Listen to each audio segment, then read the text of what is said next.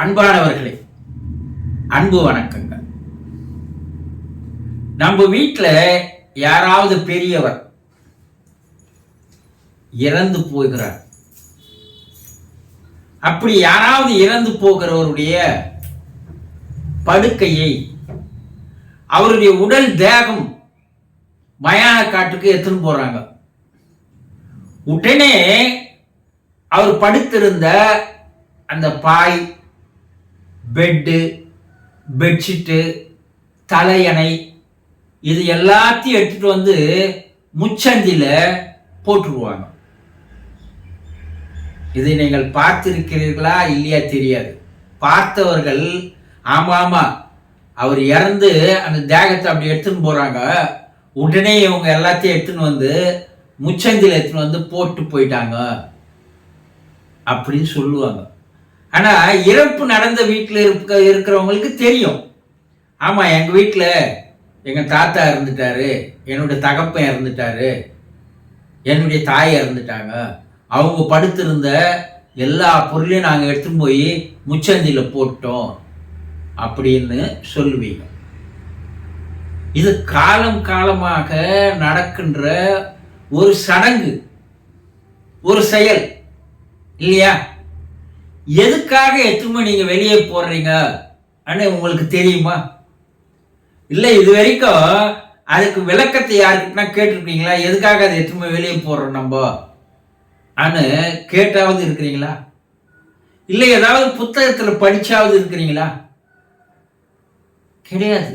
ஏதோ சொன்னாங்க, பெரியவங்க சொன்னாங்க, எடுத்துன்னு போய் போட்டோம். அது மிஞ்சி போச்சுன்னா அதுக்கு என்ன சொல்லுவாங்க? அத்தீட்டு சொல்லுவாங்க, தொடக்கூடாதுன்னுவாங்க சொல்லுவாங்க. இதல்ல, அதுக்குள்ளே ஒரு மாபெரும் ரகசியம் உண்மை இருக்குது. என்ன ரகசியம் உண்மை? அண்ணா, இறந்தவர் உடலிலிருந்து வெளியே வருகின்ற அந்த ஸ்பிரிச்சுவல் பாடி, ஆத்மா ஆன்மா என்று சொல்லக்கூடிய அந்த சூக்கும உடல் இறந்து போன உடலுக்கு மேலேயே இருக்கும். வீட்டில் அந்த உடலை வைத்திருந்தால் அந்த உடலுக்கு மேலே 8 அடி உயரத்தில் அது இருக்கும். அது நம்ம கண்ணுக்கு தெரியாது. இறந்து போனது இந்த தேகம்தான், உடல் தானே தவிர, உடம்பு தானே தவிர சூக்கம உடல். அந்த சூக்கம உடலை தான் நம்ம என்ன சொல்றோம்? உயிர், ஆன்மா, ஆத்மா, ஆவி, ஜீவன், பல பேர் வச்சு கூப்பிடுறீங்க. அப்ப அந்த உடல் வெளியே இருக்குது. அந்த உடல் மயான காற்றுக்கு எடுத்து போகும்போது கூட போகுது. மயான காட்டுல அந்த உடம்ப எரித்தாலோ புதைத்தாலோ மறுபடியும் அந்த உடல் என்ன ஆகுதுன்னா மறுபடியும் தன்னுடைய வீட்டை நோக்கி ஓடி வருகிறது. ஏன் வருது?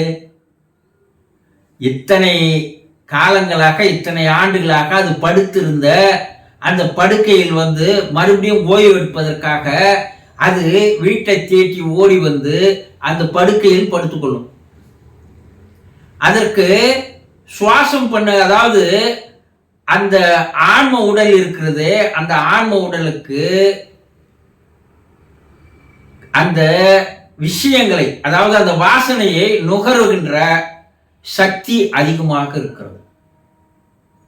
ஒவ்வொரு மனிதனுக்கும் உடம்பிலிருந்து ஒரு வகையான வாசனை வருகிறது. கைரேகை எப்படி இருக்குது, அது போல ஒவ்வொரு மனிதனுக்கும் உடம்பிலிருந்து ஒரு விதமான வாசனை வெளியே வருகிறது.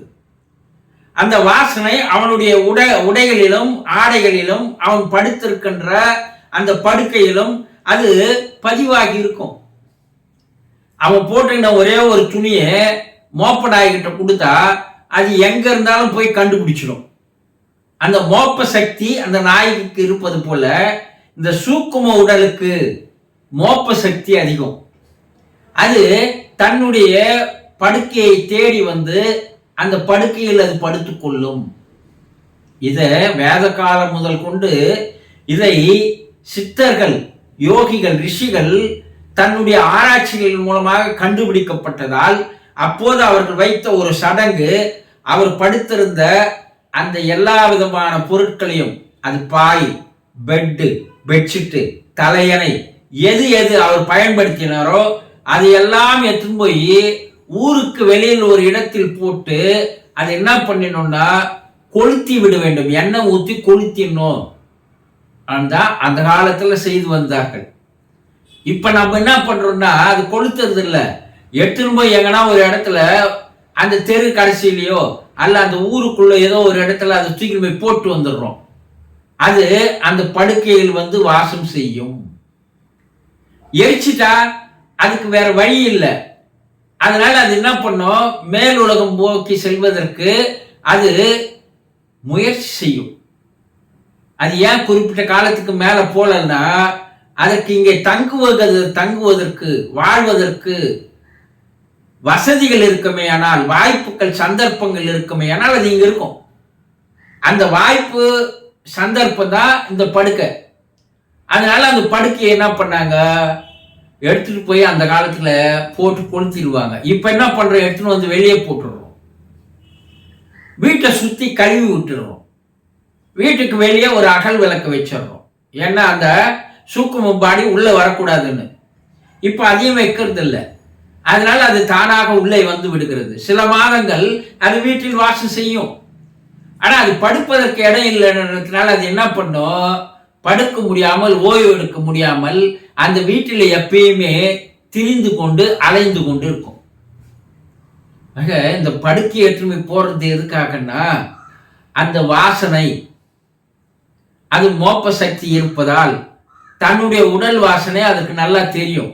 தான் உபயோகப்படுத்த ஆடைகளும் அந்த பெட்ஷீட்டு தலையணை போன்றவைகளும் அவருடைய வாசனை அதில் தங்கி இருப்பதால் அங்கே வந்து தங்கும் என்பதை ரிஷிகள் யோகிகள் தெரிந்து கொண்டதால் அதை எடுத்துட்டு போய் வெளியே போட்டு எரிச்சிடுவாங்க.